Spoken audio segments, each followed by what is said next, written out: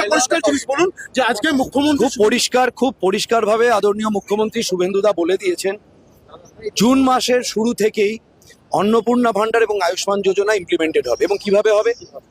Swasthya Sathi card রাজ্য সরকারের আগে ছিল, তার থেকে আয়ুষ্মান যোজনার কভারেজ অনেক বেশি। স্বাস্থ্যসাথী কার্ডের যারা বেনিফিশিয়ারি তাদেরকে ধীরে ধীরে gradually step by step district wise ধীরে ধীরে আয়ুষ্মান যোজনাতে কনভার্ট করা হবে। আগে আয়ুষ্মান যোজনায় কনভার্ট হবে, তারপর স্বাস্থ্যসাথী বন্ধ হবে। এরকম না যে ঢালাও স্বাস্থ্যসাথী বন্ধ করে দিয়ে তারপর আয়ুষ্মান কার্ড। ধরুন আমি আজকে স্বাস্থ্যসাথীর বেনিফিশিয়ারি, আমার আয়ুষ্মান যোজনা চালু হলে তবে আমার স্বাস্থ্যসাথী কার্ডটা স্টপ হবে, আদারওয়াইজ নয়। একই রকমভাবে অন্নপূর্ণা ভান্ডার, লক্ষ্মীর ভান্ডার ছিল, ঠিক একই ফর্মুলায় লক্ষ্মীর ভান্ডারকে গ্র্যাজুয়ালি অন্নপূর্ণা ভান্ডারে আপলিফ্ট করা হবে এবং ধীরে ধীরে সমস্ত বেনিফিশিয়ারিকে হায়ার যে বেনিফিট তার আন্ডারে অন্নপূর্ণা যোজনায় নিয়ে আসা হবে। বালি খাদান কয়লা খাদান নিয়ে আলাদা কোনো বেআইনি গরুর হাট, বালি খাদান, কয়লা খাদান, এগুলো ঠিক এই তিনটের ব্যাপারেই বেআইনি গরুর হাট অর্থাৎ গরু তস্করি যেখান থেকে হয়, এই বেআইনি হাট থেকেই হয়। বেআইনি বালির খাদান, যেগুলোর সামনে সামনে বাঁশ বেঁধে টিএমসি এতদিন বাইরের লোকের ঢোকা বন্ধ করে রেখে দিয়েছিল বিভিন্ন নদীর ধারে, এবং বিভিন্ন মাইনিং এলাকায় কয়লার যে বেআইনি মাইনিং, কমপ্লিট স্টপেজ। বেআইনি কোনো মাইনিং, বেআইনি কোনো খাদান চলবে না। হ্যাঁ, কিন্তু তার সাথে মাননীয় মুখ্যমন্ত্রী এটাও বলেছেন যে আমাদের স্টেট গভর্নমেন্টের রেভিনিউ ক্রাইসিস মারাত্মক, তাই এটাকে রিপেয়ার করা দরকার।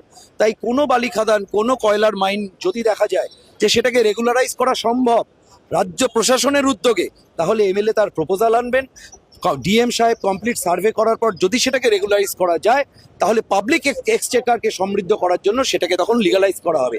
কিন্তু রাজ্য সরকারের অনুমতি ছাড়া কোনো বালির খাদান, কোনো কয়লার অবৈধ খাদান চলবে না, কমপ্লিট স্টপ। কাটমানি আর তোলাবাজির বিষয়ে আপনারা অনেকবার বলেছেন, অভিযোগ করেছেন কাটমানি তোলাবাজি, সেই বিষয় নিয়ে আজকে কাটমানি তোলাবাজির সিন্ডিকেট গুলো মূলত ছিল আরবান এবং রুরাল বডিগুলো।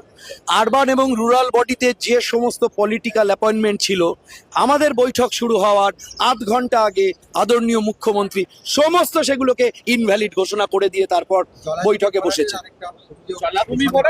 কিছু কিছু কর্নার থেকে টোটো অটো স্ট্যান্ডের বিষয়টাও মাননীয় মুখ্যমন্ত্রী বলেছেন, ওটা অল ইনক্লুসিভ একসাথেই বলেছেন যে কাটমানি কুপনের মাধ্যমে অল অ্যালং সমস্ত জায়গায় কুপন সিস্টেমে কাটমানি বন্ধ করতে বলা হয়েছে, এবং সেটা অটো টোটো স্ট্যান্ডেও নয়।